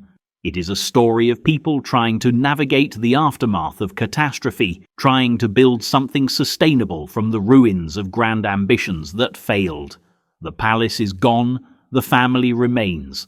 The task of the later dukes has been to figure out what that means and how to move forward when the structures that once gave their lives meaning have been blown apart and carted away. The coal that paid for Hamilton Palace did not vanish when the mines closed. It was burned in foundries and factories and steam engines and power stations, releasing carbon into the atmosphere that would remain there for centuries. The Hamilton estates produced millions of tons of coal over decades of mining, coal that drove Glasgow's industrial revolution, that powered Britain's rise as a manufacturing nation that was shipped around the empire. That coal, when burned, contributed to the accumulation of carbon dioxide in the atmosphere, the gas that is now warming the planet and changing the climate in ways that will affect human civilization for generations. This connection between Hamilton Palace and climate change is not usually made. The palace was demolished in 1921, decades before climate science began to understand the long-term effects of fossil fuel combustion. The miners who extracted the coal, the duke who collected the royalties, the industrialists who burned it in their factories, none of them could have known what they were contributing to. The knowledge did not exist. But the consequences remain. The coal extracted from beneath Hamilton Palace was part of a larger pattern, the combustion of fossil fuels that enabled industrial civilization and that is now threatening the stability of Earth's climate. The subsidence that destroyed the palace was a local, immediate consequence of that extraction.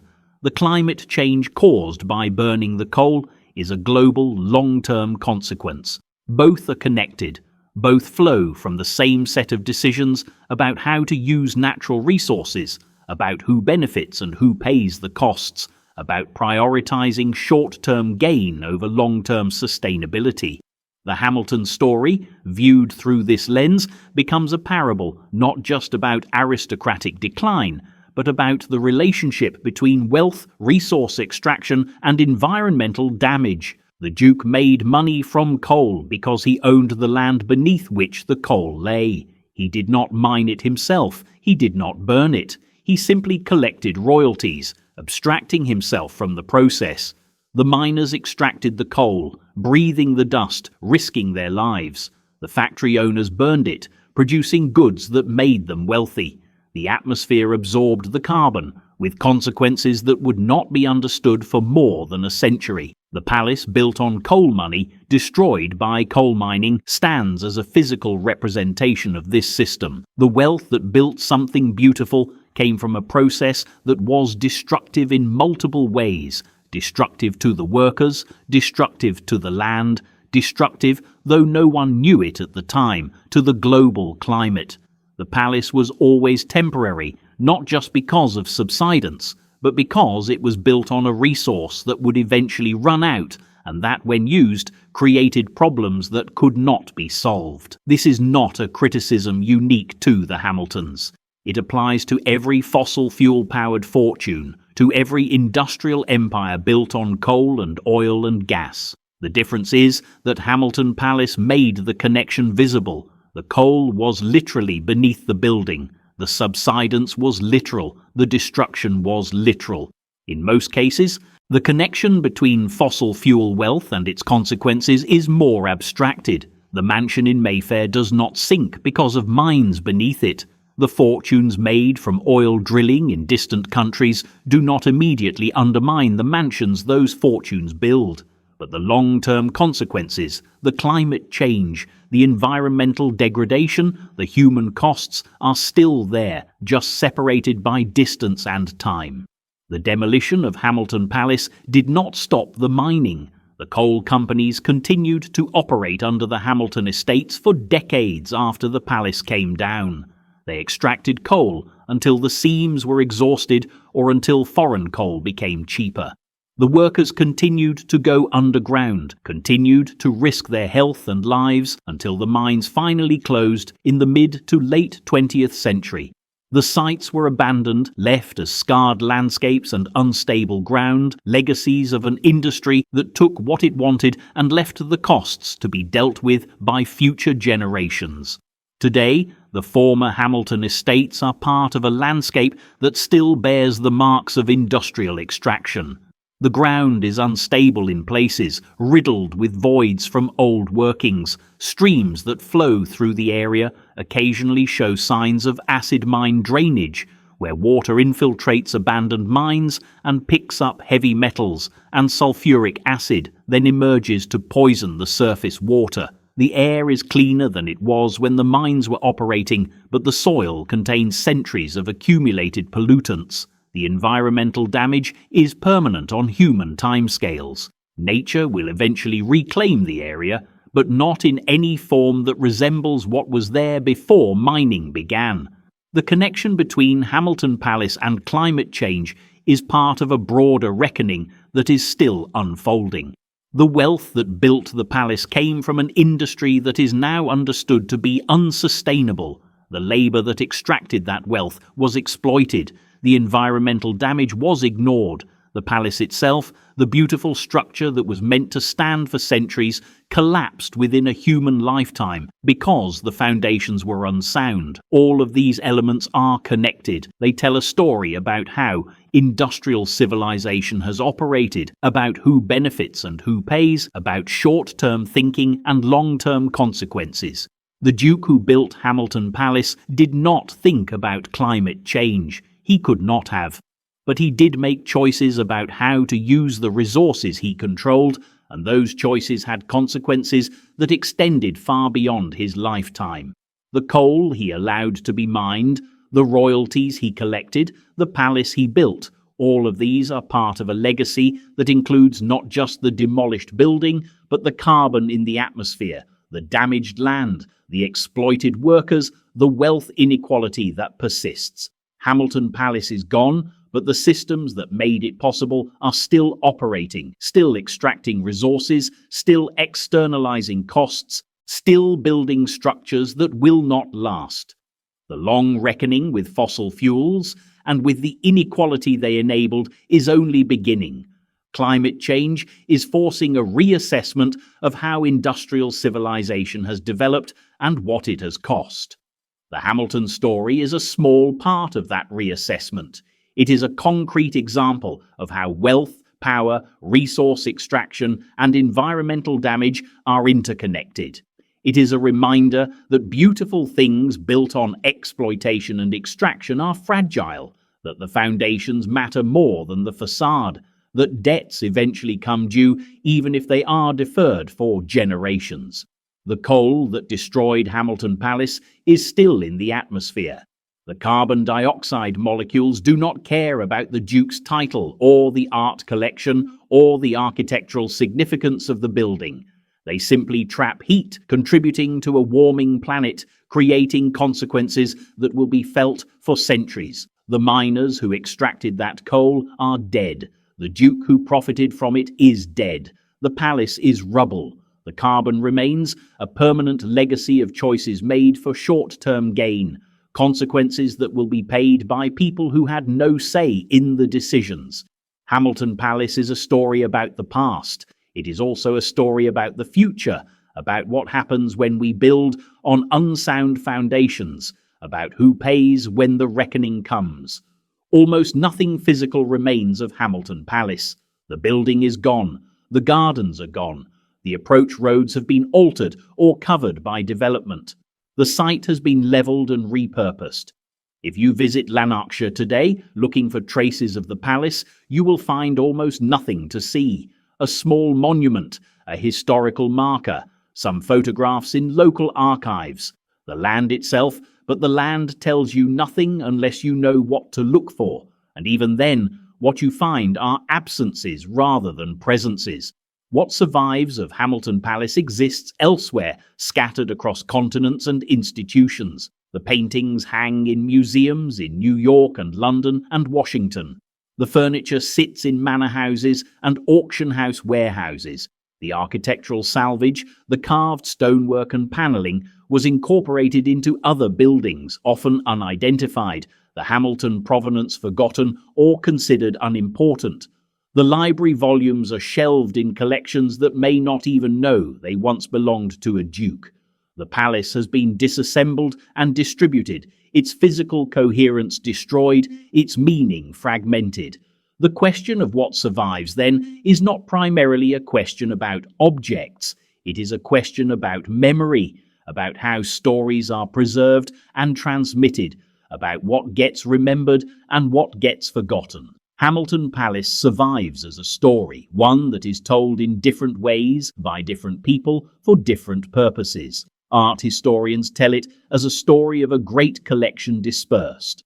Architectural historians tell it as a story of a significant building lost to neglect and subsidence. Social historians tell it as a story of aristocratic decline. Each version is true but partial. Each focuses on certain elements and downplays others. The challenge is to tell a version that includes all these perspectives, that acknowledges the beauty and the exploitation, the ambition and the failure, the art and the coal dust. The photographs that survive are mostly exterior shots or views of the main rooms. They show the facade, the entrance hall, the picture gallery, the state rooms. They show architecture and art, the impressive surfaces. They do not show the servants' quarters or the coal cellars or the cracked foundations. They do not show the miners underground or the labourers who built the palace or the maids who cleaned it. The photographic record, like most historical records, privileges the visible and the prestigious.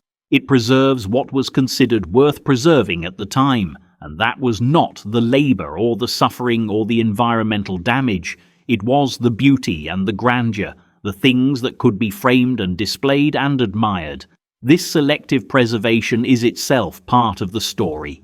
It reflects the values of the people who created the records, people who believed that aristocratic houses and art collections were important in ways that workers' lives were not. It reflects a class-based perspective that saw the Duke as a patron and collector worthy of attention, and saw the servants and miners as part of the background, necessary but not interesting. Modern historians have tried to recover the hidden stories, to find the workers in the archives, to reconstruct their lives and experiences. The work is difficult because the records are sparse. The Duke's household accounts list wages and positions, but rarely names. The mining company records list tonnages and accidents, but rarely individual miners. The people whose labour made Hamilton Palace possible are there in the documents, but only as shadows, hints, implications. The surviving objects, the paintings and furniture, tell their own version of the story. They speak of wealth and taste, of connections to European culture, of a desire to surround oneself with beauty. They do not speak of how that wealth was generated or at whose expense that beauty was enjoyed. A painting by Titian hanging in a museum is just a painting. It does not carry with it the context of the coal mines and the subsidence and the demolished palace. That context has to be supplied by labels, by catalogues, by historians who research provenance and explain connections. Most museum visitors do not read the labels carefully. They see the painting, admire it, and move on. The Hamilton connection, if it is mentioned at all, is a footnote. This disconnection between object and context is characteristic of how we engage with historical artifacts.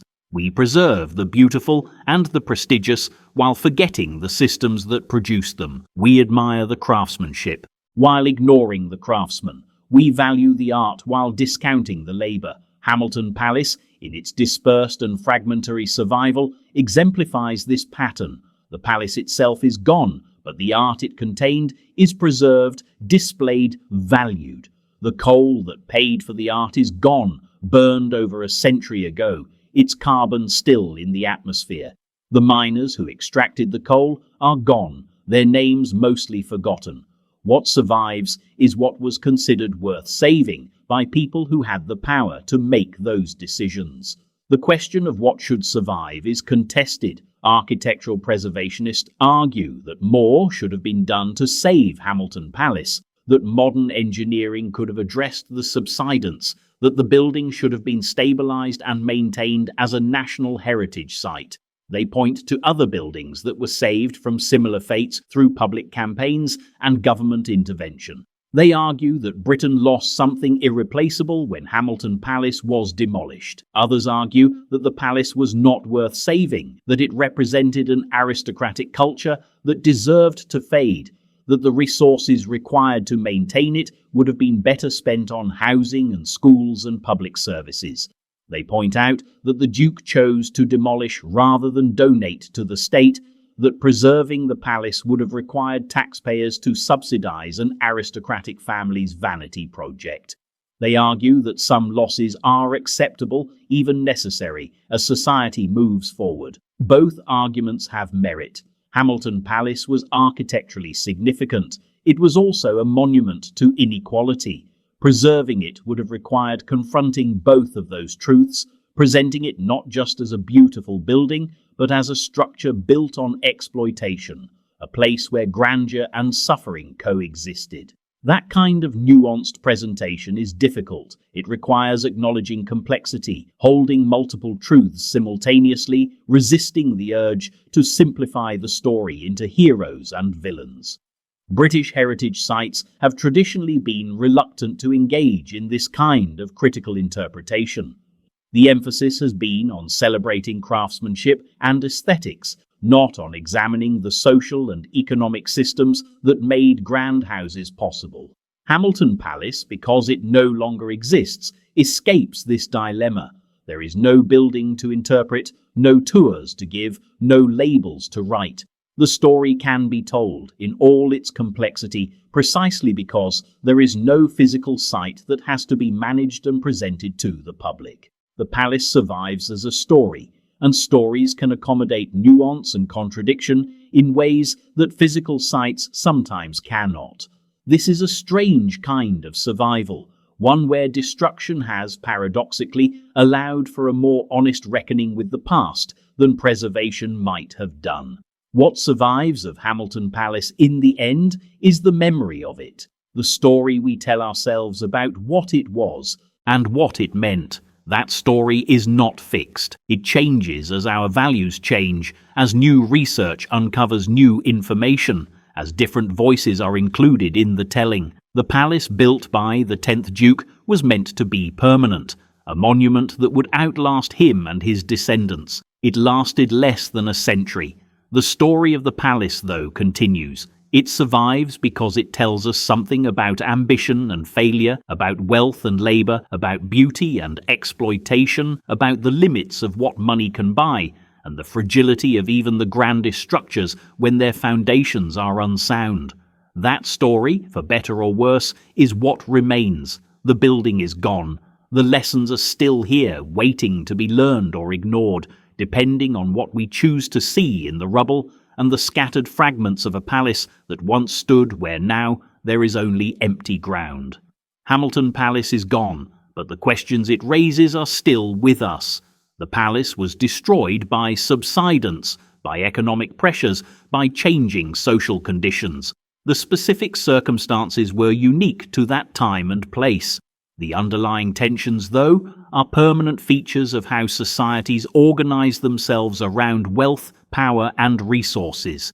The Hamilton story asks us to think about who benefits when grand structures are built, who pays the costs, and what happens when those costs become unsustainable. Consider the question of beauty and exploitation. Can we admire the architecture and the art without also confronting how they were made possible? Hamilton Palace was beautiful. The paintings in the gallery were masterpieces. The craftsmanship of the stonework and the wood carving was exceptional. All of that is true.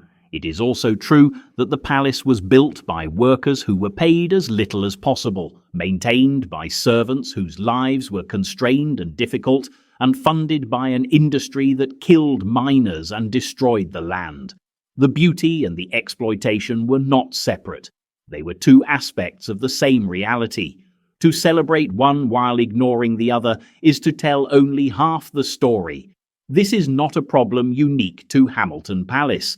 It applies to almost every grand structure built before the 20th century, when labour protections and environmental regulations began to impose limits on exploitation.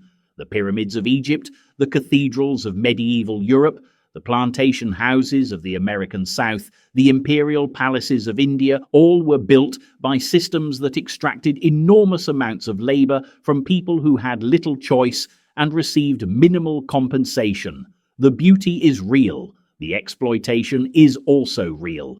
How we reckon with both is an ongoing challenge. The question of sustainability is equally pressing.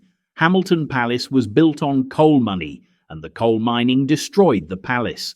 The system was unsustainable from the beginning, though no one recognized it at the time. Today, we face similar challenges on a global scale.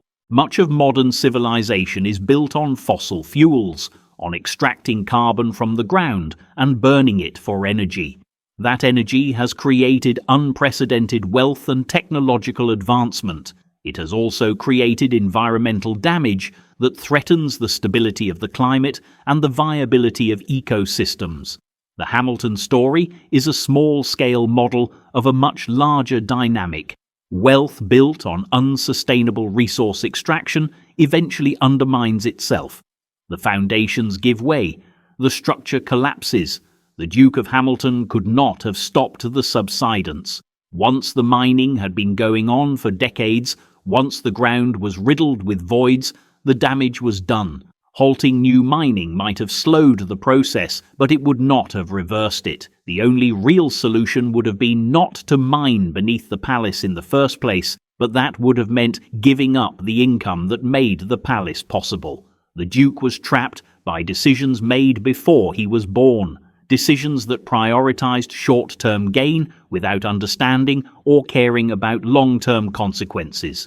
We are in a similar position with climate change. The carbon in the atmosphere is already there. Stopping new emissions will slow the warming, but it will not reverse the damage that has been done.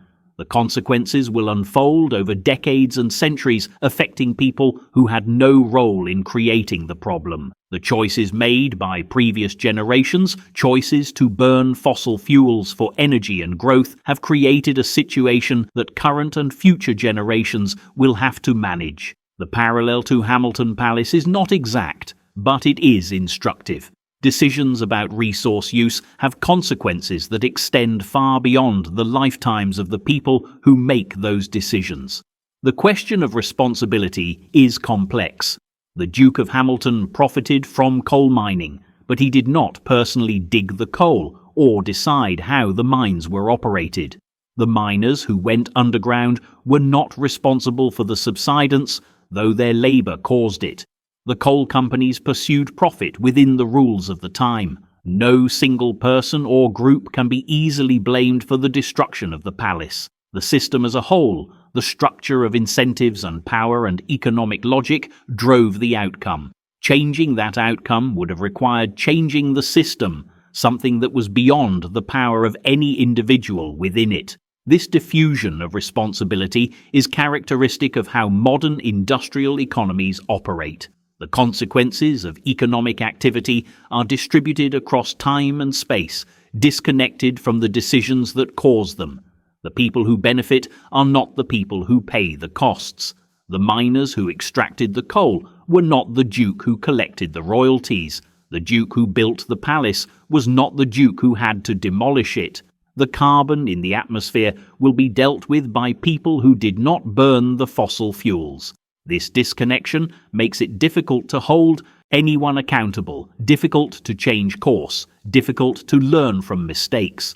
The question of what we owe to the past is also raised by Hamilton Palace. Should the palace have been saved? If so, by whom, and at what cost? The structure was failing, but it was also historically significant. Modern engineering might have been able to stabilize it, but that engineering did not exist in 1921. Even if it had, the cost would have been enormous. Should the Duke have bankrupted his family to save the palace? Should the government have intervened with public funds to preserve a private aristocratic house? Should the palace have been left to collapse slowly, a ruin that told its own story about decline and failure? These are not abstract questions. They apply to historic preservation decisions made every day. Which buildings are worth saving? Who decides? Who pays? What gets priority when resources are limited? Hamilton Palace was allowed to fall because the people with the power to decide, the Duke and his advisers, concluded that the costs of preservation outweighed the benefits. Other buildings in similar circumstances have been saved because different people made different decisions. There is no objective right answer, only trade-offs and value judgments. The question of what we owe to the future is perhaps the most difficult. The Duke who built Hamilton Palace thought he was creating something that would last for centuries, a legacy for his descendants and a monument to his family. He was wrong. The palace lasted less than 100 years. The coal that paid for it contributed to climate change that will last for centuries. The exploitation that made the palace possible damaged lives and communities in ways that reverberate through generations. What obligation did the Duke have to consider these consequences? What obligation do we have to consider the consequences of our own actions for people we will never meet? These questions do not have easy answers. They require balancing present needs against future costs, individual desires against collective good, economic growth against environmental sustainability. Hamilton Palace does not tell us what the answers should be, but it does show us what happens when the questions are ignored. The palace was built without regard for the long-term consequences of the mining that paid for it. The result was a structure that consumed resources for decades and then had to be destroyed. The parallels to our current situation, building a civilization on fossil fuels without fully accounting for the environmental costs, are striking. The story of Hamilton Palace is ultimately a story about limits. The Duke wanted to build something grand, and he had the resources to do it. But he could not control the geology beneath the palace. He could not stop the mines from undermining the foundation. He could not maintain the structure indefinitely when the costs exceeded the family's income. The limits, physical and economic and social, asserted themselves. The palace came down. The lesson is that limits exist, that they cannot be wished away or bought off, that even great wealth and power cannot overcome the fundamental realities of physics and economics. We live in a time when limits are reasserting themselves on a global scale. Climate change is a limit. Resource depletion is a limit. The capacity of ecosystems to absorb pollution is a limit. The willingness of working people to accept exploitation is a limit. These limits have been ignored or denied for generations, but they are still there, and they are making themselves felt. Hamilton Palace is a reminder that ignoring limits does not make them go away. It only delays the reckoning, and often makes it worse when it finally comes. The questions that Hamilton Palace raises are uncomfortable. They force us to think about trade-offs, about who benefits and who pays, about the relationship between beauty and injustice, about the long-term consequences of short-term decisions. These are not questions with simple answers. They require nuance, complexity, a willingness to hold multiple truths simultaneously. The palace was beautiful, and it was built on exploitation. The Duke was a patron of the arts, and he profited from an industry that killed workers. The structure was magnificent, and it was doomed from the moment the first stone was laid on undermined ground. All of these things are true. Holding them all in mind at once is difficult, but it is necessary if we want to learn from the past, rather than simply repeating its mistakes. Hamilton Palace is gone. The questions remain. What we do with those questions, how we answer them or fail to answer them, will shape what comes next. On the edge of Glasgow, on ground that is still unstable, the site where Hamilton Palace once stood is empty now. No ruins, no foundations, no trace of the walls that took years to raise and seconds to bring down. The land has moved on, covered with new uses, new buildings, new purposes that have nothing to do with dukes or coal or a palace that sank into the earth. The story, though, persists. It persists in the museums where the paintings hang. It persists in the archives where the account books and the letters and the survey reports slowly decay. It persists in the memories of historians and in the conversations of people who care about what we have lost and what we have chosen to forget. Hamilton Palace was built to last forever. It lasted less than a lifetime. The coal that paid for it is gone, burned, and turned to carbon dioxide that will remain in the atmosphere for centuries. The miners who extracted it are dead, their lungs ruined, their names mostly forgotten. The servants who maintained the palace are dead, their labour unrecognised and uncompensated. The Duke who built it is dead, his ambitions reduced to rubble and scattered artefacts. What remains is the story, the caution, the question. What are we building today that will not outlast us? What foundations are we ignoring? What costs are we deferring? What limits are we pretending do not exist? Hamilton Palace cannot answer these questions, but it can make us ask them, and in the asking, perhaps, we might find the will to answer differently than the Duke who built a palace on sinking ground and watched it fall.